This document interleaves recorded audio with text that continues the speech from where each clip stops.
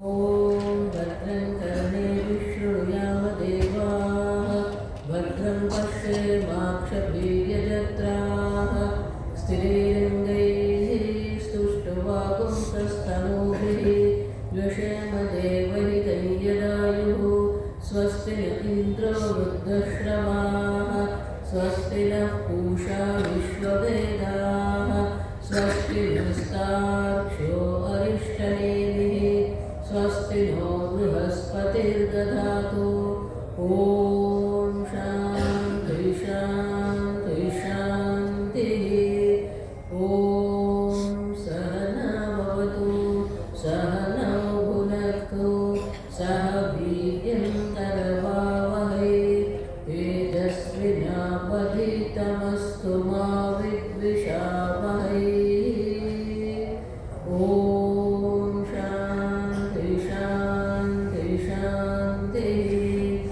सदाशिवसमारम्भां शङ्कराचार्यमध्यमाम् अस्मदाचार्यपर्यन्तां वन्दे गुरुपरम्परां श्रुतिस्मृतिपुराणानाम् आलयं करुणालयं नमामि भगवत्पादं शङ्करं लोकशङ्करं शङ्करं शङ्कराचार्यं केशवं बादरायणं सूत्रभाष्यकृतौ वन्दे भगवन्तौ पुनः पुनः ईश्वरो गुरुरात्मेति मूर्तिभेदविभागिने व्योमवद्व्याप्तदेहाय दक्षिणामूर्तये नमः निधये सर्वविद्यानां भवरोगिणां गुरवे सर्वलोकानां दक्षिणामूर्तये नमः ॐ नमः प्रणवासाय शुद्धज्ञानैकमूर्तये निर्मलाय प्रशान्ताय दक्षिणामूर्तये नमः वसुदेवसुतं देवं कंसचाणूरमर्दनं देवकी परमानन्दं कृष्णं वन्दे जगद्गुरुम्। हरि ओम।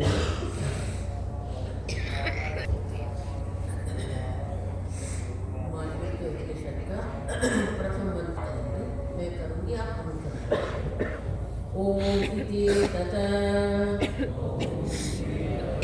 अक्षरम् इदगुं सर्वं तस्योपाख्यानं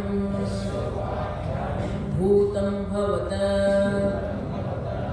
भविष्यदिति सर्वं ओंकारः इव एव यच्च अन्यत् त्रिकालातीतं तदपि ओंकारः एव।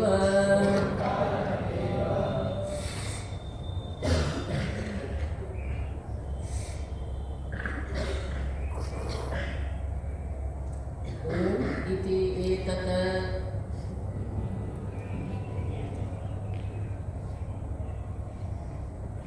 इदं सर्वं, कल हमने देखा जब भी शास्त्र में इदं शब्द का प्रयोग होता है तो ये हमारे मन में स्पष्ट होना चाहिए। इदम माने की जो व्यक्त है, सर्वम माने की जो भी कुछ है वो सर्व क्या है? ओम इति एतत्। तो यहाँ जो कुछ भी है वो ओम मात्र। ओम शब्द जो है, अक्षर जिसको कहते हैं, एतद अक्षर, एकाक्षर कहते हैं। तो सर्व ओम है जब हम कहते हैं तो शास्त्र क्यों कहते हैं कि ओम ही सर्व? इनके लिए तीन कारण है।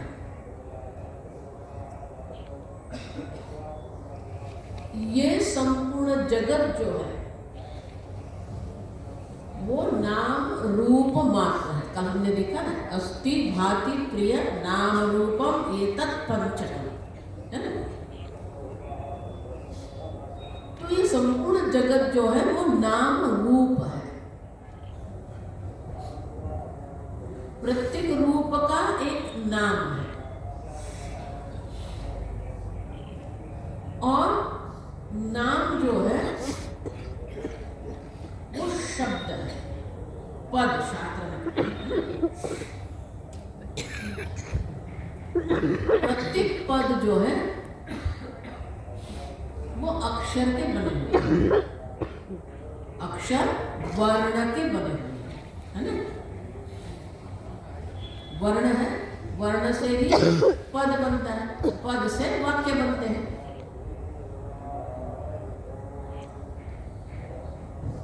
तो हमारे मनुष्य का जो कंठ है, कंठ की दृष्टि से अगर हम देखते हैं तो जब हम मुंह खोलते हैं तो ध्वनि जो निकलता है वो ध्वनि क्या है? अ। अब देखिए अ, जैसे मुंह खोल के आप बोलेंगे तो क्या होगा? एक कंठ जो है अ, है ना। और मुंह बंद करेंगे तो क्या होगा? म, अ, म। तो मनुष्य के कंठ की दृष्टि से देखते हैं तो जिसको हम वर्ण कहते हैं, वर्ण का आरंभ होता है अ से और अंत होता है म से। अ, म। तो अ तो प्रथम हुआ, अकार जो है वो प्रथम है, मकार जो है वो अंतिम है। अब मध्य में जितने भी वर्ण जो है उनके लिए क्या करेंगे? तो बोले कि मुख को गोल करके हम उच्चारण करेंगे, क्या होगा? ऊ होगा ना, आ ऊ म, हो गया? आ ऊ म। और अ दो स्वर है, दो स्वर स्वतंत्र नहीं रह सकते हैं, दोनों को मिला देंगे तो क्या हो जाएगा? ओ और मकार, तो ये हो गया ओ।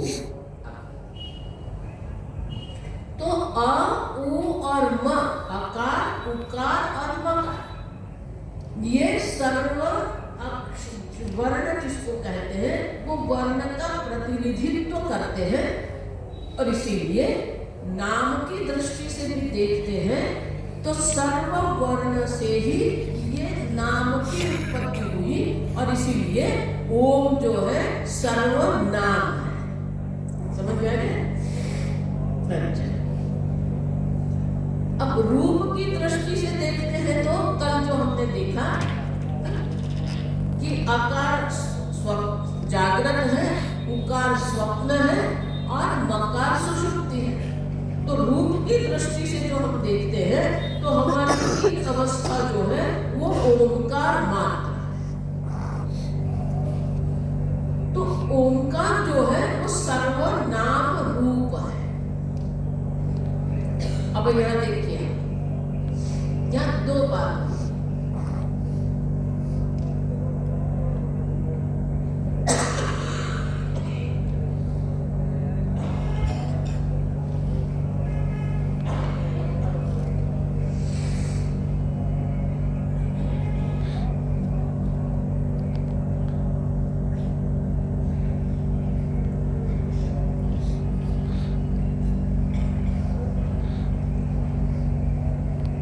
एक है अस्ति भाति प्रिय, अस्ति मानी सत, भाति मानी चित्त, प्रिय मानी आनंद।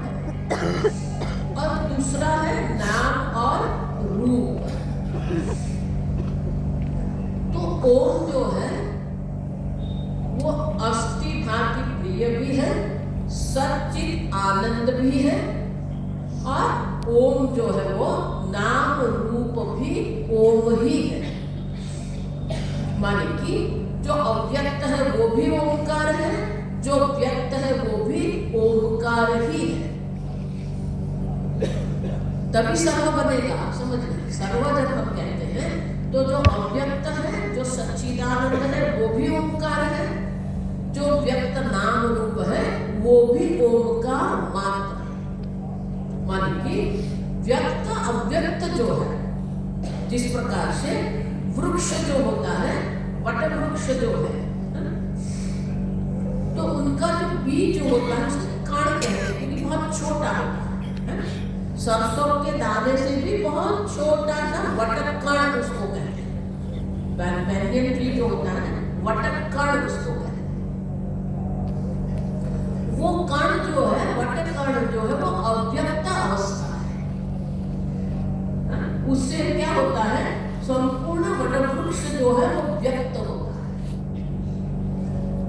बीज अव्यक्त अवस्था है और वट वृक्ष जो है वो व्यक्त अवस्था है। दोनों जो है वो एक ही है। अव्यक्त भी सच्चिदानंद ब्रह्म है, ओंकार है, व्यक्त भी ओंकार नाम रूप सर्वम एकता। यच्च अन्यत, मंत्र क्या कहता है, यच्च अन्यत। अब देखिए जब सर्व कह दिया तो अन्य कहां से आएगा? जब सर्व आ गया ना, सर्व में कह दिया। अब शास्त्र कहते हैं यच्च अन्यत, बाकी जो कुछ भी है, तो बोले बाकी जो कुछ है वो क्या है? भूतम भवत भविष्यति। सर्वम जब हम कहते हैं तो हम जिसको वर्तमान में देख रहे हैं उसको कहते हैं सर्व। भूतम माने कि पहले जो भूतकाल में जो हो गया, भवत माने कि वर्तमान काल में जो है, भविष्य माने कि भविष्य काल में जो भी कुछ होगा वो भी ओंकार मात्र है। लेकिन ओंकार क्या है? कालातीत है। सर्व ओंकार होते हुए भी सर्व काल ओंकार जो है काल से अतीत है। क्यों अतीत है ऐसा कहते हैं? कल मैंने कहा था सबसे खतरनाक जो शब्द है ना, ये अतीत शब्द है। सब लोग उसको क्या कहते हैं? Beyond, super, supra conscious. सुना है ये शब्द? अब सर्वम ओम है तो अतीत कहां से आएगा मुझे बताइए।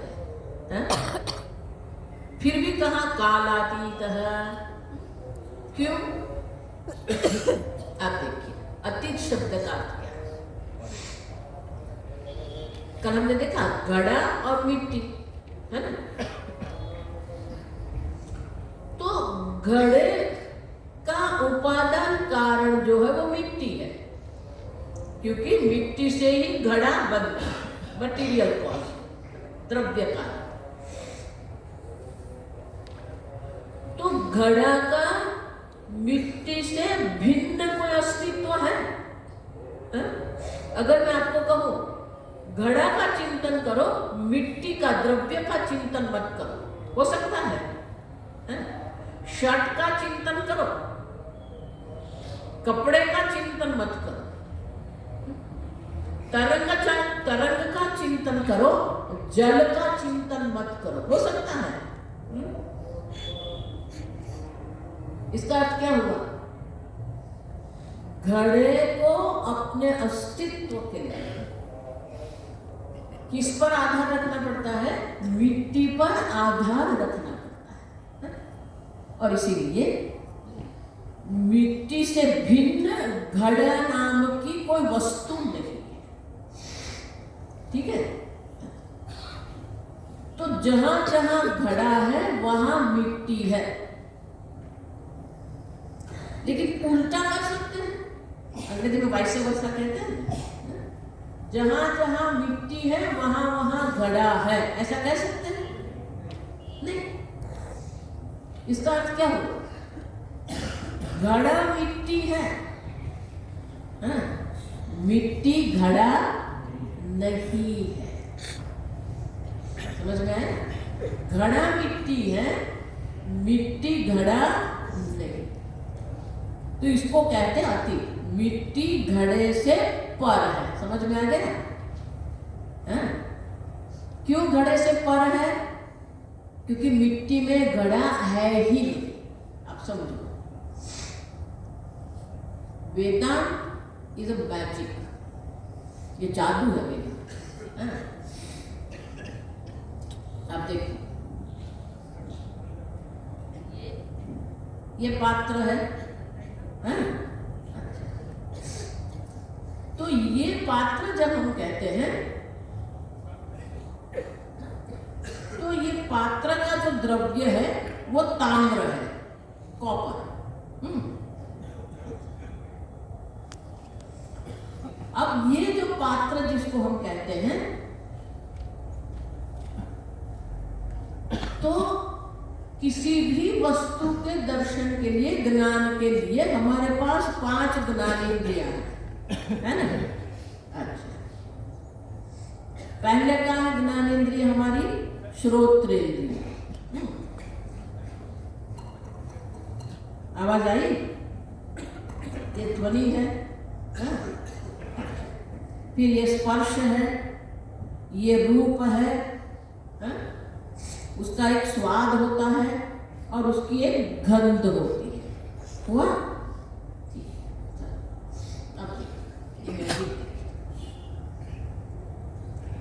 ये ध्वनि है।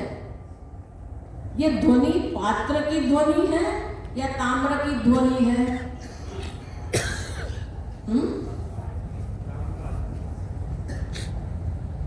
चाय पी के आपने बोला था मैंने। ये ध्वनि पात्र की है या ताम्र की है? आधा बोल रहे पात्र की, आधा बोल रहे ताम्र की। अगर ये पात्र की ध्वनि है, ठीक से समझना, अगर ये पात्र की ध्वनि है तो इसी प्रकार का पात्र अगर मिट्टी का बना हुआ है तो इसी प्रकार का ध्वनि आएगा? नहीं आएगा। तो अब बताइए, ये पात्र का ध्वनि है या धातु का ध्वनि है? अरे समझ में, ये ध्वनि किसकी है? तो आपकी कर्णेंद्रिय आपको क्या कह रही है? जब कर्णेंद्रिय सुनती है तो कर्णेंद्रिय आपको क्या कहती है? पात्र है या कहती है या धातु कहती है? धातु है ना, ताम्र, धातु ताम्र। आप जब स्पर्श करते हैं तो आपकी स्पर्शेंद्रिय आपको क्या कहती है? पात्र का स्पर्श है या धातु का स्पर्श है? धातु का स्पर्श। अगर इसमें गंध है तो गंध धातु की है या पात्र की है? स्वाद है वो पात्र का है या धातु का है? धातु। तो आपकी 4 इंद्रिय आपको ये कह रही है ये धातु है। मात्र आपकी चक्षुर इंद्रिय आपको कह रही है ये पात्र है। कुछ समझ में आया? हम लोकशाही में रहते हैं ना, बहुमति को मानते हो ना? तो यहाँ बहुमति क्या है? पात्र। 4 इंद्रियां कहती है ये धातु है, आपकी आंख कह रही है ये पात्र है। अब क्या करेंगे?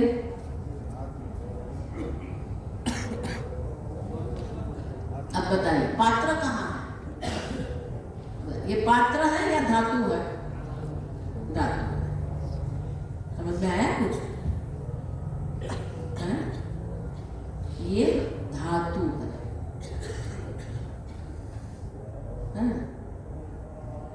तो फिर माता जी पात्र क्या है? नाम रूप। समझ में आया? पात्र क्या है? नाम रूप। जो है वो तो धातु मात्र है। इसलिए वो चांद्र विषय में क्या, मृत्तिका एव सत्य। जो सत्य है वो तो धातु मात्र है, पात्र नाम की कोई वस्तु है ही नहीं। भले हम उसको देखते हैं, भले हम उसका उपयोग करते हैं, मृत का जो पिंड होता है, मृत पिंड जो है, मृत पिंड में आप पानी नहीं भर सकते, घट में आप पानी भर सकते हैं, है ना, लेकिन घट का उपयोग हम पानी भरने में करते हैं। इसका अर्थ ये नहीं है कि घट सत्य है। घड़े का सत्य तो क्या है, मिट्टी मात्र है। आप समझो। तो ये वेदांत शास्त्र जो है हमें ये समझाता है कि जिसको आप नाम रूप कहते हैं वो व्यावहारिक है। शब्द एक एक शब्द सुनना, एक एक शब्द पारिभाषिक है। हमारे व्यवहार में हम कहते हैं ये पात्र है, ये घड़ा है, ये वस्त्र है, ये व्यवहारिक है। पारमार्थिक दृष्टि से अगर हम देखते हैं, रियलिटी जिसको पारमार्थिक दृष्टि से देखते हैं, तो यहाँ जो कुछ भी है, भूतकाल में जो कुछ था, वर्तमान में जो कुछ भी है, भविष्य काल में जो कुछ भी है, वो ओंकार मात्र है। आप समझ गए?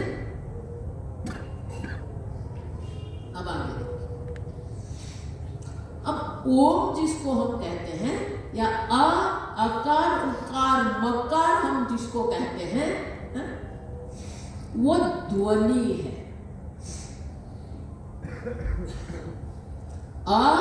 ध्वनि है। तो ध्वनि जो है वो क्या है, स्पंदन है। ध्वनि क्या है, स्पंदन है। का तो ककार जो है वो भी क्या है, एक स्पंदन है, ध्वनि है। फिर हमने ये ध्वनि पर अध्यारोप करा, जिसको हम भाषा कहते हैं। है ध्वनि, लेकिन वो ध्वनि जिसको हम कहते हैं, वो ध्वनि से ही हमने एक भाषा बनाई। वो भाषा में वर्ण है, अक्षर है, पद है और वाक्य है। अब प्रत्येक ध्वनि का जो अध्यारोप है वो अलग अलग भाषा है। गुजराती एक भाषा है, वो अध्यारोप है, समझो, ध्वनि पद। और वर्ण जिसको हम कहते हैं, उसको हमने लिपि बनाई है अ, तो वो तो रेखांकन है। अ जो है वो क्या है, रेखा मात्र है। विशेष रेखा का हमने एक ध्वनि का अध्यारोप करके रखा है। ये अ है, ये का है। कुछ समझ में आ रहा है? तो रेखा पर भी हमने क्या करके रखा है, वर्ण का अध्यारोप करके रखा है।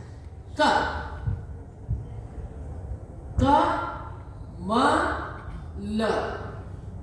अब ये तीन ध्वनि है।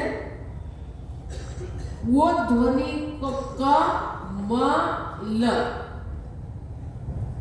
तीनों को एक साथ जब हम बोलते हैं कमल, वो कमल जो है वो भी एक ध्वनि है, जिसको हम शब्द कहते हैं। वो शब्द जो है हमने पुष्प के साथ जोड़ दिया। ये पुष्प को हम कमल कहते हैं, ये पुष्प को हम गुलाब कहते हैं। आप समझ रहे हैं? अब देखो, जिसको संस्कृत या हिंदी आती ही नहीं है, उसके लिए कमल शब्द क्या है? उनका कोई अर्थ रहेगा? ध्वनि मात्र है उनके लिए। अगर कोई मेरे सामने तमिल भाषा बोलता है, तो मेरे लिए वो तमिल भाषा क्या है? ध्वनि मात्र है, क्योंकि वो जो तमिल भाषा का अध्ययन जो है वो मेरे ब्रेन में उसका प्रोग्रामिंग हुआ ही नहीं। मेरे ब्रेन में, मेरे मस्तिष्क में गुजराती भाषा का प्रोग्रामिंग है, तो गुजराती भाषा में समझ लूंगी। लेकिन अगर कोई तमिल भाषा बोलेगा तो वो मेरे कोई समझ में नहीं आएगा। अब हम गुजराती लोग ऐसे कहते हैं कि तमिल भाषा मानी क्या है? एक धातु के डब्बे में थोड़े कंकड़ डाल दो और चट चट करो, वो तमिल भाषा हमारी।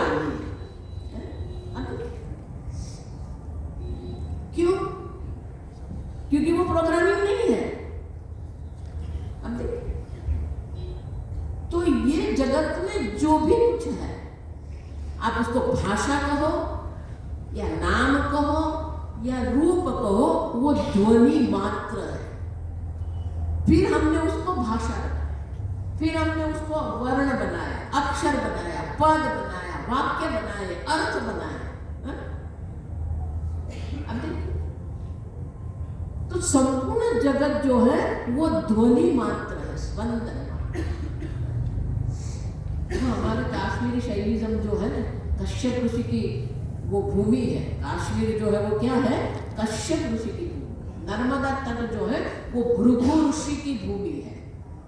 वहां भृगु ऋषि रहते थे, इसीलिए जो भरूच जिसको हम कहते हैं ना आज का, वो भृगु कच्छ है, भृगु ऋषि की भूमि है। इसी प्रकार से काश्मीर जो है वो कश्यप ऋषि की है। तो काश्मीरी शैविज्म में दो है, एक स्फोटवाद है, दूसरा स्पंदनवाद, नाद कहते हैं इसको। अब नाद ब्रह्म सुना है, तो ये संपूर्ण जगत क्या है? नाद ब्रह्म, ध्वनि मात्र है। लेकिन ध्वनि जो है उनका भी जो अधिष्ठान है वो तो क्या है? अस्थि भाति प्रिय। अब देखिए, ध्वनि है, ध्वनि भाति, ध्वनि प्रिय। तो संपूर्ण जगत जो है ओंकार मात्र है, क्योंकि ओंकार भी स्पंदन मात्र है, और वही स्पंदन से ये संपूर्ण जगत की उत्पत्ति हुई है। और इसीलिए कहते हैं ये संपूर्ण जगत जो है ओंकार मात्र है। यच्च काल अतीतम, भूतकाल में जो भी कुछ हुआ है, वर्तमान में जो भी कुछ है, भविष्य में जो भी कुछ है, वो ओंकार मात्र। अब ये ओंकार क्या है? आप तो ओंकार कह रहे हैं, तो शास्त्र स्वयं में दूसरे मंत्र में ओंकार क्या है वो दर्शाने के लिए एक दूसरा मंत्र हमें देते हैं। पहले मंत्र का पाठ करें। सर्वं सर्वगुं हि एतत् ब्रह्म अयमात्मा ब्रह्म सोयमात्मा चतुष्पाद सर्वगुं हि एतत् ब्रह्म। अब ये तो गड़बड़ हो गई। पहले कहा ओमिति एतद्गुं सर्वम, अब कह रहे हैं सर्वगुं हि ब्रह्म। तो क्या ओम सर्व है या ब्रह्म सर्व है? प्रश्न आएगा ना। एक ही वस्तु सर्व हो सकती है, या तो ओम सर्व है या तो ब्रह्म सर्व है। तो कल जो स्वामी जी ने बताया ना, प्रणवः तस्य वाचकः। तो ओंकार जो है वो नाम है, अभिधान कहते हैं उसको, और ब्रह्म अभिधेय है। नाम और नामी। कमल जब हम कहते हैं तो कमल नाम है, और नामी जो है वो पुष्पक कमल है। उसी प्रकार से ओंकार अभिधान नाम है और ब्रह्म अभिधेय है। तो मानिए कि ब्रह्म का जो प्रथम नाम जो है वो है ओम। देखो, इसीलिए सर्व मंत्र का आरंभ ओम से क्यों होता है? क्योंकि ब्रह्म का प्रथम नाम जो है वो क्या है? ओम है। अब ब्रह्म क्या है देखना पड़ेगा। ब्रह्म किसको कहते हैं? अब कहते हैं ब्रह्म सर्व है, पहले कहा ओम सर्व है, अब कहते हैं ब्रह्म सर्व है। तो ब्रह्म सर्व कैसे है? अब तो ब्रह्म किसको कहते हैं? ब्रूहि वृद्धम, ब्रूहि वृद्धम। धातु क्या है? ब्रूहि। ब्रूह धातु है ब्रूह। ब्रूह माने कि कुछ बड़ा, विशाल, वृद्धि। अब ये जिसको हम विशाल कहते हैं, बड़ा कहते हैं, तो विशाल जो है वो तो विशेषण है। भाषा में अनेक प्रकार के शब्द होते हैं। नाम होता है, क्रियापद होता है, नाम पद, क्रियापद, विशेषण पद, नाम विशेषण, क्रिया विशेषण।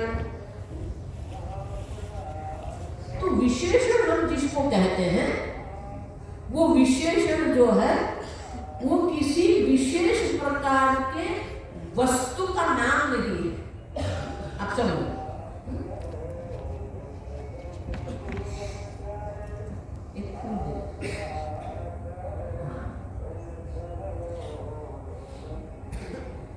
ये पुष्प है, तो पुष्प जो है वो नाम है और पुष्प का रूप है पुष्प। अब देखिए हुआ है ना? अच्छा, लेकिन जब मैं कहती हूँ श्वेत, तो श्वेत कोई वस्तु है नहीं। रक्त, रक्त कोई वस्तु है नहीं। गुलाब मैं कहूंगी तो गुलाब शब्द का जो रूप है वो है। तो ये श्वेत, रक्त, अब देखिए तो वो क्या है? विशेषण है। रक्त पुष्पम, श्वेत पुष्पम, उसको कहते हैं विशेषण। विशेषण जो है किसी वस्तु की विशेषता का वर्णन करता है ना? एडजेक्टिव कहते हैं। अब देखिए उसी प्रकार से बड़ा या विशेष, विशाल हम कहते हैं, वो भी क्या है? एक विशेषण है। तो हमारी जो बुद्धि है, हमारी भाषा के बारे में जो हमारी जो समझ है, उसके हिसाब से हम कहते हैं कि विशाल शब्द जो है वो विशेषण है। ठीक से समझते हैं? अच्छा, अब विशाल शब्द हम अलग अलग वस्तु के साथ प्रयोग कर सकते हैं, है ना? विशाल पुष्प, हाँ? अब जब मैं विशाल, विशेषण जो विशाल है उसको मैंने इस पुष्प के लिए प्रयोग किया, विशाल पुष्प, तो हम कहते हैं कि ये पुष्प को विशाल शब्द के द्वारा विशेषित किया गया। ठीक है? अब मैं कहूं विशाल घड़ा, विशाल महल, प्रासाद, विशाल पर्वत। ठीक है? विशाल पुष्प, विशाल घड़ा, विशाल प्रासाद, विशाल पर्वत, चार हुआ ना? अब देखिए हम सोचते हैं कि विशाल विशेषण ने पुष्प को विशेषित किया। वेदांत की ये दृष्टि है उल्टी। हाँ? क्यों? भले विशाल शब्द पुष्प को विशेषित करते हैं, लेकिन पुष्प विशाल को मर्यादित करता है। क्यों? क्योंकि विशाल पुष्प में कहूं तो विशाल होकर कितना बड़ा विशाल हो सकता है? घड़े जितना बड़ा होगा क्या? हाँ? विशाल घड़ा मैं कहती हूं, हाँ? तो घड़े शब्द ने किसको मर्यादित कर दिया? विशाल को, है कि नहीं? प्रासाद जितना बड़ा तो घड़ा नहीं होगा ना। अब विशाल प्रासाद में जब कहती हूं तो विशाल शब्द किससे विशेषित हो गया, मर्यादित हो गया? प्रासाद से, क्योंकि प्रासाद जो है वो पर्वत जितना बड़ा तो नहीं होगा ना। अब समझ रहे? तो वेदांत ये कहते हैं कि जो भी विशेषण का आप प्रयोग करते हैं वो विशेषण जो है वो विषय से मर्यादित हो जाता है। जिस विषय के साथ आप विशेषण का प्रयोग करेंगे वो विषय की मर्यादा वो विशेषण शब्द को लग जाती है ना? तो विशाल शब्द जो है, बड़ा जिसको हम कहते हैं, है ना? उसके साथ अगर किसी भी विषय का हमने प्रयोग कर दिया तो वो मर्यादित हो जाएगा। विशाल पृथ्वी, विशाल सूर्य, सूर्य इतना विशाल है कि इसमें 1,00,000 पृथ्वी समाहित हो जाए। अब देखिए, तो विशाल शब्द जो है, जितना विषय बड़ा होगा उतना बड़ा होगा, विषय मर्यादित है तो वो मर्यादित होगा। तो ब्रूह धातु जो है वो भी एक विशेषण बनता है। लेकिन अगर विशेषण को ही मैं नाम बना दूं तो विशेषण हम विषय के साथ नाम के साथ जोड़ते हैं तो नाम की मर्यादा आ जाती है। लेकिन विशेषण को ही मैं नाम बना दूं तो कोई मर्यादा रहेगी? और इसीलिए ब्रूह धातु से हमने ब्रह्म शब्द बना दिया, उसके साथ कोई विषय तो है ही नहीं, तो वो ब्रह्म क्या होगा? मर्यादा रहित होगा। ब्रह्म माने क्या है? देश काल वस्तु परिचिन्न रहित। न देश की मर्यादा है, देखो जब ये मैं कहती हूँ तो ये रक्त पुष्प है, तो उसकी मर्यादा है। क्यों? आज ये पुष्प है, कल तो वो क्या था? भूतम भवत भविष्य, याद रखना है। भूतकाल में एक पुष्प था नहीं, भविष्य काल में ये पुष्प रहेगा नहीं। तो काल की मर्यादा है,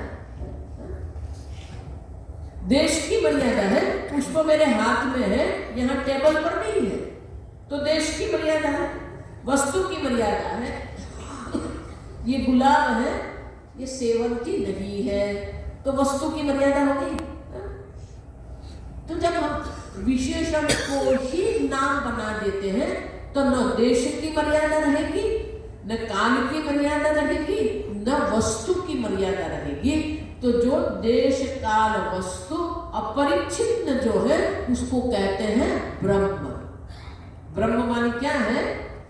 देश काल वस्तु अपरिच्छिन्न ब्रह्म।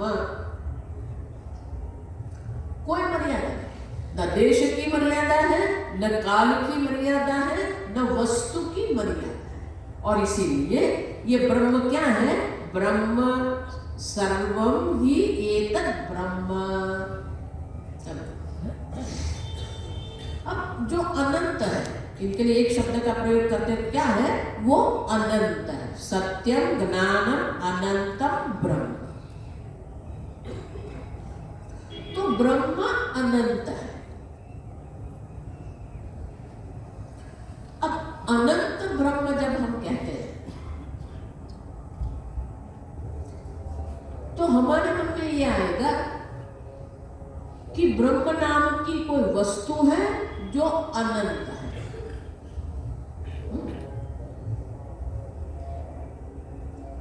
और इसीलिए शास्त्र कहते हैं अयमात्मा ब्रह्म। तो बहुत सरल भाषा में तो समझा रही हूँ। वो ब्रह्म क्या है? अयमात्मा। पहले क्या कहा? इदम सर्वम, है ना? इदम सर्वम ब्रह्म एव। अब क्या कहा? अयमात्मा ब्रह्म। और अयम मानी क्या? इदम मानी जो व्यक्त है ना? अयम मानी क्या? अयम का अर्थ क्या करेंगे? यह, वह, यह, है ना? अयम मानी क्या? आत्मा मानी क्या? बहुत सारे महात्मा लोग जो है ना आत्मा शब्द का प्रयोग जो करते हैं, मानिए कोई अलग प्रकार की वस्तु होती है, उसी प्रकार से आत्मा का प्रयोग। आत्मा अजर अमर है, आत्मा आनंद है। संस्कृत में शब्द है आत्मा, हिंदी में शब्द है मैं, अंग्रेजी में है कैपिटल आर। ठीक से समझो। अहम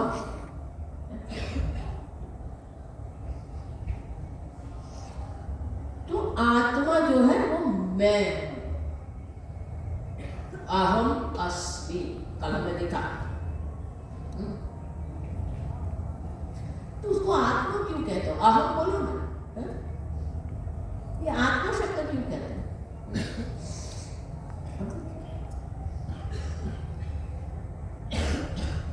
ये समझ नहीं है हमारे पास। कठोपनिषद में आत्मा शब्द का शंकराचार्य जी ने श्लोक लिखा है। तो आत्मा मानी मैं, कल हमने देखा मैं कौन हूं? अपरोक्ष हूं। मैं जो है, अहम जो है वो क्या है? न प्रत्यक्ष है न परोक्ष है, वो क्या है? अपरोक्ष मैं हूं। उनको हमें किसी प्रमाण के द्वारा सिद्ध करने की आवश्यकता नहीं है। मैं हूं। लेकिन जिसको मैं आत्मा कहती हूं, मैं कहती हूं, आई कहती हूं, आई एम। तो जब भी हम हमारे बारे में सोचते हैं तो हम हमारे बारे में जो भी सोचते हैं वो क्या सोचते हैं? आप अपने बारे में जितना भी परिचय देंगे, मैं हूं जब हम कहते हैं तो हमारी गड़बड़ कहां पर है? मैं और हूं के बीच में बहुत कुछ आ गया है। अहम अस्मि, फिर क्या हुआ? अहम मनुष्य है, अहम पुरुष है, अहम स्त्री। तो ये अहम और अस्मि जो है, आई एम, हिंदी में कहेंगे तो कहना पड़ेगा अहम और अस्मि के बीच में, मैं हूं के बीच में बहुत कुछ आ गया है। अगर अंग्रेजी में कहेंगे तो आई एम, फिर ये पूछ जो है हनुमान जी की पूछ की तरह बढ़ती ही जाती है। मैं मनुष्य हूं, मैं स्त्री हूं, मैं पुरुष हूं, मैं युवान हूं, मैं शिशु हूं, मैं वृद्ध हूं, मैं काला हूं, मैं गोरा हूं, मैं मोटा हूं, मैं पतला हूं। अब देखिए, एक मनुष्य शब्द से फिर क्या होता है? ये पूंछड़ी बन जाती है। ये पूंछ इतनी लंबी चलती है। उसी प्रकार से मैं इंद्रिय हूं, फिर पूंछ चलेगी। तो मैं कौन हूं? आत्मा जिसको कहते हैं, मैं जिसको कहते हैं, वो कौन है? आप कौन है? आप जितना भी आपका परिचय दे रहे हैं, वो सब परिचय आपका जो है वो परिचय सापेक्षिक है। ऐसा मत मानना आइंस्टाइन ने रिलेटिविटी दिया है। ये सापेक्षवाद हमारा है।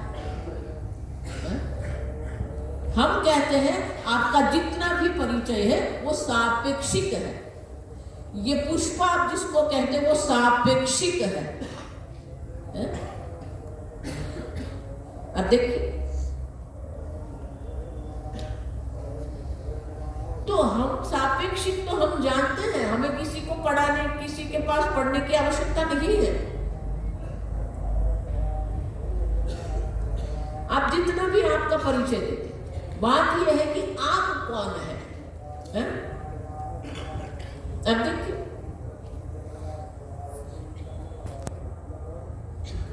पहले तो आप एक व्यक्ति है, लिख के रखो, आप एक व्यक्ति है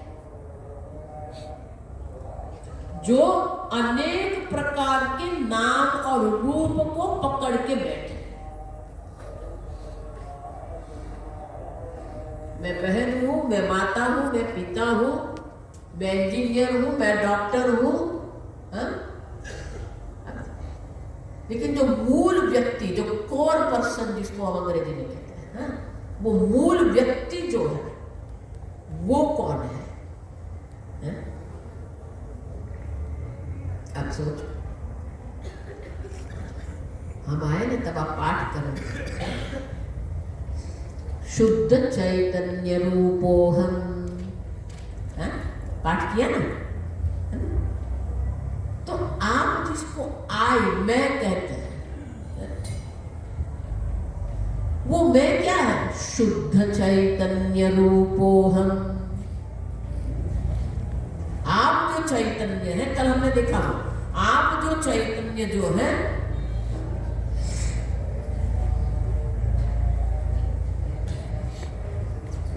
वो अपरोक्ष शुद्ध चैतन्य आप है। ठीक है, समझ में नहीं आएगा तो हाथ ऊंचा कर देना, नहीं तो फिर वो सब ऊपर से ही जाएगा। तो जिसको हम अहम कहते हैं वो शुद्ध चैतन्य मात्र है।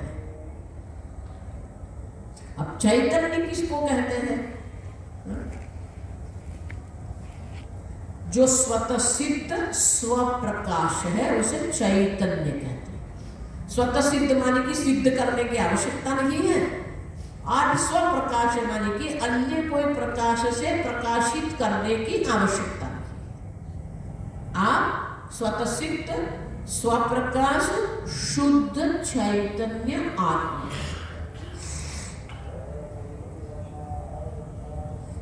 लेकिन जब हम ये कहते हैं कि मैं शुद्ध चैतन्य स्वरूप हूं, तो दो गड़बड़ है।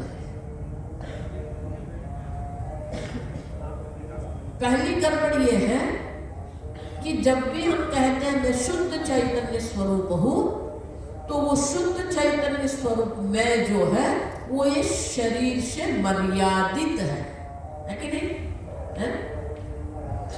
ये इलेक्शन होता है ना, कल हुआ ना इलेक्शन है? तो जो पार्टी जीतती वो क्या करते हैं?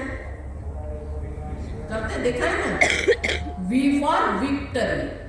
अब देखिए कि जब वी फॉर विक्टरी करते हैं ना, तो सामने कोई ना कोई विरोधी वाला तो खड़ा होता ही है। अगर किसी ने पिस्तौल मार दी, गोली मार दी, लेकिन वो गोली ये दोनों के बीच से गई तो क्या कहेंगे? बच गया, बोलेंगे कि नहीं? क्यों बच गया? यहां भी नहीं लगी, यहां भी नहीं लगी, यहां भी नहीं लगी, यहां से निकल गई, यहां लगी, मुझे लगी, है? यहां लगी, मैं बच गया। तो जिसको हम शुद्ध चैतन्य स्वरूप कहते हैं, वो शुद्ध चैतन्य स्वरूप कहां पर है? यहां है, यहां नहीं है। ये हमारी मान्यता है, समझ रहे? मानी शुद्ध चैतन्य को हमने शुद्ध चैतन्य को हमने ये शरीर में क्या करके रखा है? मर्यादित करके रखा है ना? और इसीलिए उपनिषद हमें उपदेश देते हैं, अयमात्मा ब्रह्म। ये जिसको आप आत्मा कहते हो, शुद्ध चैतन्य स्वरूप कहते हैं, वो तो अनंत ब्रह्म स्वरूप है। समझ गए? ये इसको महावाक्य कहते हैं। आप एक शरीर में मर्यादित नहीं है, आप देश काल वस्तु अपरिचिन्न शुद्ध चैतन्य ब्रह्म मात्र है। तो उपनिषद हमें उपदेश करते हैं कि भले हम अपने आप को काल में मर्यादित मानते हैं, देश में मर्यादित मानते हैं, वस्तुतः मर्यादित मानते हैं, लेकिन ये आत्मा जिसको हम कहते हैं वो देश काल वस्तु रहित शुद्ध अनंत चैतन्य स्वरूप है। ओम तत्सत।